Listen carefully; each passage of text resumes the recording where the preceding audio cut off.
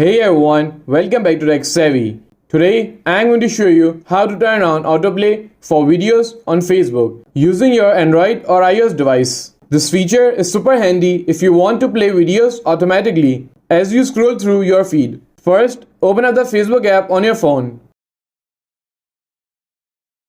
And once you're on Facebook, tap on the three lines at the top right corner. And now simply tap on the gear icon at the top right corner.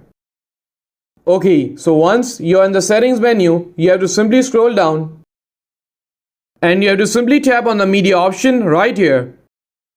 Okay, so here you will see the autoplay section. You can choose from three options: on mobile data and Wi-Fi, on Wi-Fi only, or never autoplay videos.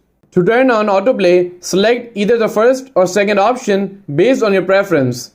And once you have made your choice, your settings will be saved automatically. And that's it. If you found this video helpful, please give it a thumbs up and don't forget to subscribe to Tech Savvy for more helpful content.